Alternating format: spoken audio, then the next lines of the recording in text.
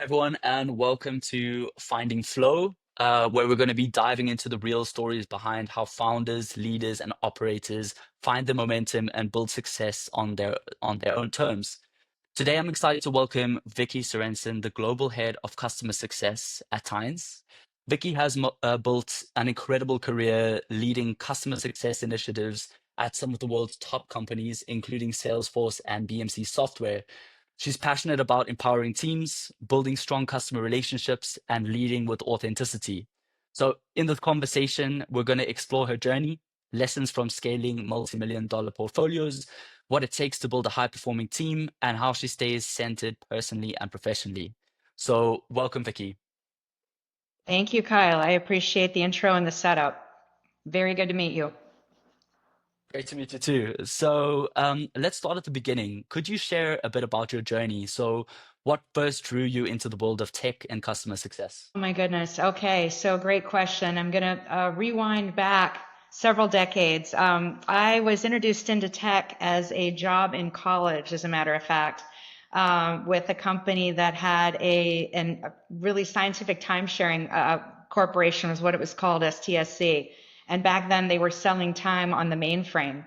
So we've kind of come full circle from, distributed computing to the cloud.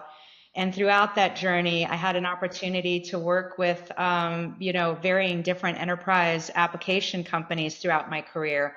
But really, what got me interested in tech is just the excitement and the change that we've seen, through our lifetimes and through our generations. It's just been a very dynamic field.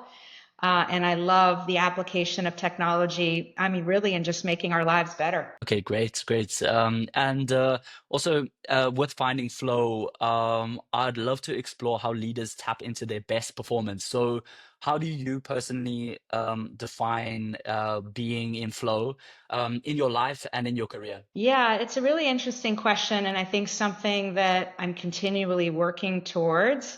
So for me, finding flow, it really starts with the right foundation. And when I'm doing it well, I'm taking care of myself on a personal level, looking at keeping my energy levels up, and that includes like making time for exercise and eating right and getting the right, mental state in mind so that I can really bring my best self to work. So that's just, price of entry for me, but really foundationally important in just making sure that I'm giving my best self every day. But then when it comes to finding flow in the role, what I've found over the years is when I get to a place that I'm confident in what I'm delivering and I feel like I'm doing something that I enjoy doing because it's making use of my skills and talent in the very best way, it allows me to sort of close out all the other distractions and just sort of focus on what's in front of me and what's important. And that's really when the job becomes most rewarding for me, is when I'm making those connections with the folks on my team. I feel like I'm helping to develop their careers, making them successful and showcasing. And then on the other side of it, just the impacts being made to the business. So that when I can look back in the rearview mirror, I recognize, hey, I really did move the needle forward for this organization in pretty significant ways. And so just the day to day of feeling those sense of accomplishments, that I'm hitting on those cylinders, that I've, charted forth a set of goals and outcomes that I'm looking to drive in the short, mid, and near term horizons, and then I'm meeting those things. I think that's really when I'm in my best flow, honestly. And it's a continual state of continuous improvement, if nothing else. Yeah, I think it's a really good answer. And would you say there were any standout moments where you felt completely in flow? Oh my gosh, that's a good question. Many standout moments, actually. I think, when I have been able to showcase and highlight the successes of my team, and I've been able to, demonstrate the impact that my organization is making on the company, and taking stock of that, throughout planning sessions or throughout performance review sessions, when I've gotten the team promoted, those are moments where I really feel like I've got the mojo on in what I'm doing. I'm still continuing to learn. I try to get myself in uncomfortable situations, But when I feel in the most flow, it's that I'm best utilizing my strengths. So I would say recently, we had a sales kickoff and I had an opportunity to stand in front of the room and highlight and showcase sort of like an FY25 recap, or in the past did a value delivery to the organization. And I just feel like the culmination of all of my, years of presentation and career experience that I could bring to bear to help illuminate something in the business for the rest of the organization, like that's a moment where I feel like I find my flow. Totally. And every leader faces pivotal challenges. So could you share some major challenges that you faced in your journey and what lessons you took from it? Yeah, you're right. Every leader, I think, does face challenges. I think there's been a lot of change in the customer success function, specifically in enterprise software companies. And if you look at really the advent of the need for the role of customer success, it really stems from the fact that, we went from a model that we used to sell software and throw it over the fence, and it was a perpetual license, and the customer would need to handle their own upgrades, and we'd say, good luck, hope you're successful with it. With the advent of SaaS, software as a service and the subscription license, it was imperative that we continue to show value in the organization. And that really necessitated the need for customer success. So I think what we've seen is, enterprise software companies really grapple with the role of customer success in the organization as it pertains to, the overlap with the sales function and who owns the account, but also continually demonstrating the value to the organization. And I think there's a maturity curve in early stage startups where customer success is critically important. You absolutely cannot be attriting your customers or churning your customers as you're trying to build the, the revenue stream at the top of the funnel. So it becomes imperative that you keep those customers that were so far hard fought to win. And so there's a need for customer success. But at a certain phase of an organization, as they get bigger, customers are going to be sticky, and it's pretty clear on the value you're getting, and it's enterprise grade, deployments, that the role of customer success becomes less clear on what their function is. And so what I'm describing is sort of that maturity model I lived through in my days at Salesforce. And it brought with it a tremendous amount of transition, turmoil, change that needed to happen that really tested me in new ways as a leader, because I think the transition between those offerings and customer success wasn't always clearly communicated from the top. And it was incumbent on me as a leader to be that first line, sense of helping translate where the business is going and why, how this is going to affect their roles. Job responsibilities, roles were changing, job functions, org structure was continually changing. And it was a period of a lot of turmoil. We went through several rifts in my time there. And I think a lot of the people in the customer success organization really had whiplash with the level of change that was happening and the lack of maybe a cohesive strategy that would have made the process a little bit easier. So that was very much a leadership challenge to stay in step with where the company was headed. These were good business decisions. There was justifiable reasons why they were being made, but real world implications for the players that were enrolled and for the folks actually supporting the customers. So yeah, that was definitely a leadership challenge that I learned and grew from. Okay, great. And in terms of mindset, when you're facing a challenge like this, how how do you what kind of mindset do you use to overcome challenges like this? Yeah, and I think really, there's so much said in nonverbal communication, right? Whether it be tone of your voice or, the expression on your face. So much of what we're doing today, of course, is in a Zoom world. So I think, modeling that level of confidence and enthusiasm and the right tone in your approach is critically important. Of course, as well as what you're saying and the message becomes really important. So in that front, I always want to be sure that the way that I'm communicating is very authentic to the team, but also inspires a sense of confidence. I think it's really important to communicate like why changes are happening, how it's going to impact the business, the role function, the individuals that are living through that type of a change. What does it mean for them? But also just to be real with them. I want to be a leader that inspires trust and confidence, and helping them understand that they're part of the change, right? They're part of the business transition. And so I think, coming with the right level of positivity is important, but also balanced with also the right level of authenticity, especially when Mm. delivering hard news.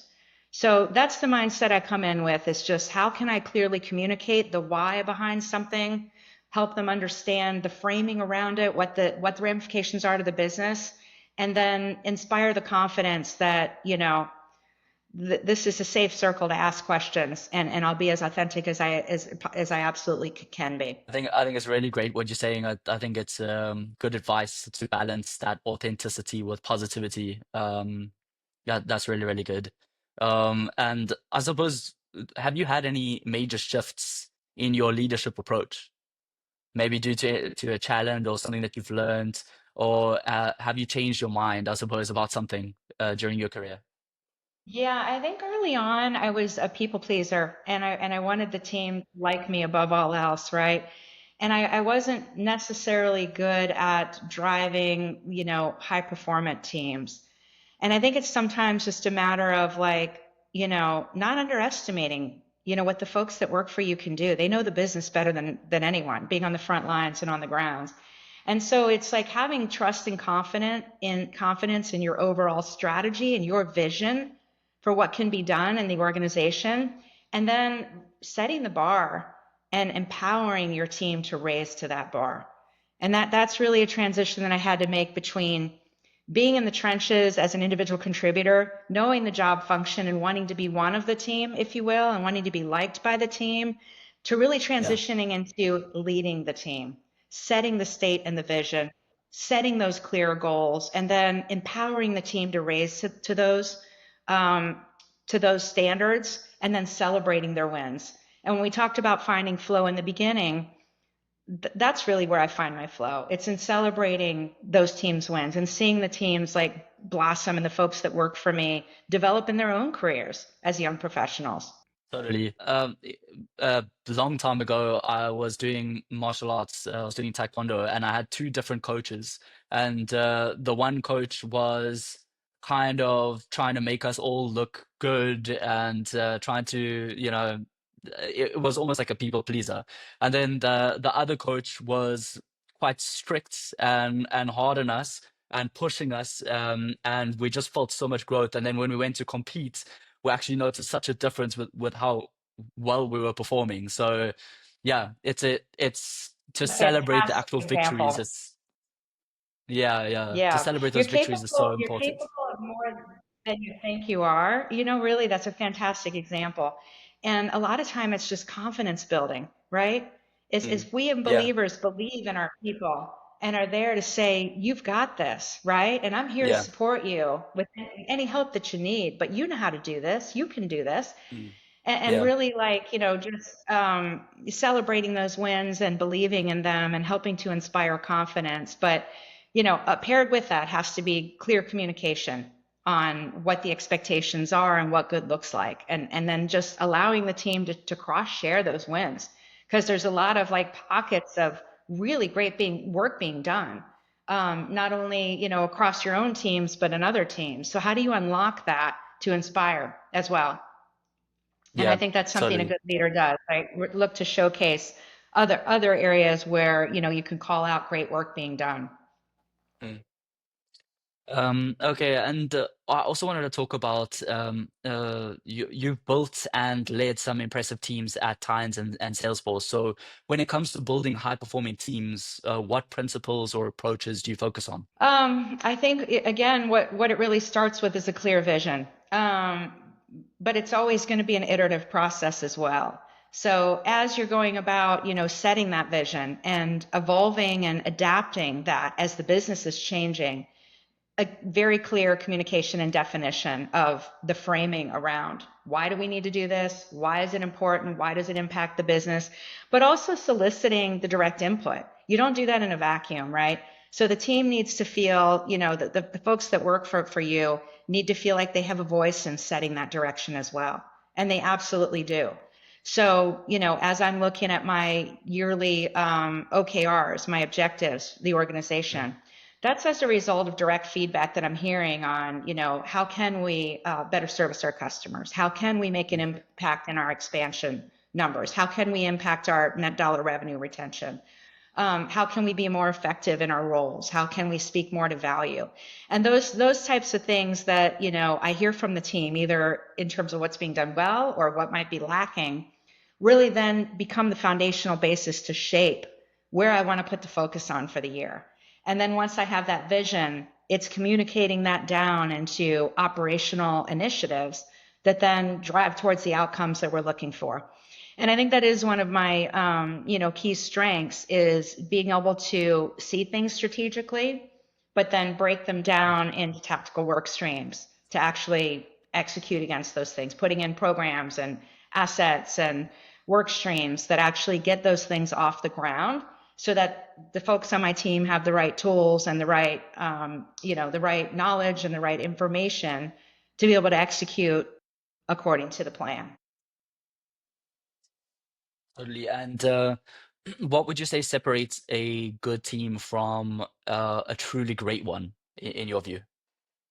I think there's this magic mojo that happens, honestly. And if I rewind back to, I'm going to go way back, but the Super Bowl of 1991, I'm from the Washington, Yeah. D.C. area originally. And I had Okay. just moved to Minneapolis right out of college. And Hmm. I had predicted at the beginning of the season that the Washington Redskins, they were playing the Super Bowl in Minneapolis. And I said, my team is going to come to Minneapolis and win the Super Bowl this year. And the reason I felt confident about that is because there was just this like secret sauce with the team. It was Mm. like the connection and the energy and like the oneness that came from everything that they were doing. You could just see it in practice. Yeah. And there's that certain je ne sais quoi you can't really explain in a team, but Mm. it comes down to the team culture that you're building as a leader. And what I have found is like the best performing teams are the ones that work for each other. Yeah. So you see that in all sorts of teams, whether it be military operations or high performing corporate teams or sports teams or any types of teams, right? It's like they're not really doing it for the leader all too often. They're doing it for each other. So how do you like have the various people on the team raise the bar for one another? And how do you create that culture where there's a connection and a meaning in what they're doing that they feel part of something? And I think that's a bit harder to capture as a leader, but some of it is, absolutely the leader needs to set the tone for the team. So keeping things fun and bringing that level of enthusiasm. And, when you're a believer, when you have the passion, I think that's contagious. So I think it's absolutely critical that, teams see that from their leaders and that it isn't something can be faked. Like you really are on board and you really do have a belief in where the company's headed and what you're doing as an organization and rolling up your sleeves and knowing that you can make a difference and you're going to go win in the market and you're going to build the next like hyper growth unicorn organization. You really believe in your product and in your people, and I think that comes from your leaders. That's Yeah. step one in really creating those high performing teams, right? It's just that cultural aspect of it that becomes so important, and it starts with passion and enthusiasm. And then beyond that, it's the basic blocking and tackling, right? Just like in the Mm. football analogy, like you got to get on the field and do the drills. And it's like Mm. setting the plays for the game, making sure you have a clear playbook, and that you are, doing the day-to-day things every day that's going to make the team successful. And that's just in communication on expectations for the role and, helping the team to rise to their very best selves in performance. Yeah, totally. And I totally agree with you about the culture and the leadership, how important it is. I had such a good experience early on with my recruitment. I had an amazing team lead, and the thing that she did really well was I felt like people came in there and they were kind of new to everything. and she really gave you responsibility and kind of empowered you and gave you more confidence the better you got. And we had kind of such a good team chemistry because of that, that we all wanted to kind of help each other out. And we just got along so well as well. So I think the culture just really drives you forward. It makes such a big difference. Yeah, you can feel it, right? When it's happening at that, you can feel that culture, and you want to come every day with that fire in your belly. That's exactly right. And honestly, one of the things that I primarily look for when I'm hiring to bring new people onto the team is that growth mindset. I think that's so important. I look for genuine curiosity, right, from people. I look for people that seek to understand why. I look for continual learners, right? I look for Mm. people that are looking for ways to say yes and, right, rather than we can't do that and here's why, or I'm stuck and here's, I'm not going to be able to accomplish something. I'm looking for those people that are the can do players. And that growth mindset is critically important to me personally and also to the folks that I work with. Yeah, totally. Uh, Looking ahead, what's exciting you the most right now? Whether it's professionally, at times, or personally in life, what's exciting for you at the moment? Um, I'm watching this organization really go through a hyper growth phase. We have such an interesting role to play in the transition that we're seeing in technology right now. And really all around, what's happening around automation and AI. I think there's a very unique value prop that Tynes is bringing to the market. And so, how do we capture the opportunity that lies in front of us to help evangelize and help the market understand why we're different in this, right? And how we're going to help them actually operationalize AI. One of the unique value props for Times above, traditional AI players is really that we have that orchestration layer in the back end with the workflow engine and the connectivity to the various systems and the AI large language models that sit on top. So it's a tremendous opportunity that's in front of us. We are, capturing premier logos. We've been achieving targets, and we're in a fast-paced, high-growth mode. So what I'm excited about is mapping and scaling our team and ensuring that we understand that opportunity in front of us and we're able to evangelize it to the market because we're talking to our customers every day. So how do we help our customers on that transformation journey as our entire economy is going to change around this? I think we have a significant role to play. So I'm most excited about that. In fact, throughout my career in tech, I see things in our own product and I'm literally like a child again. Like, no way. I can't even Yeah. believe what this stuff is capable of. We have an agentic piece of our product called Workbench that is our AI solution. And the things that we can Okay. do, even to make our own job functions easier as customer success managers using our own product, my jaw drops to the ground. The team brings ideas, and I'm literally astounded by how cool it is. It's just so Yeah. slick. So that's what juices me up every day. I see that, and I'm like, Yeah. we're living through a time of the birth of this incredible technology that is going to transform our lives, and our product is right on the leading edge of that, and that just gets me Yeah. so excited. Yeah, no, it is very exciting. Well, I'm definitely going to be following your journey and Tynes' journey. It's very inspiring to see, and that's everything that I had to discuss for today. And but I really enjoyed having you on the podcast. Yes. It was great to meet you.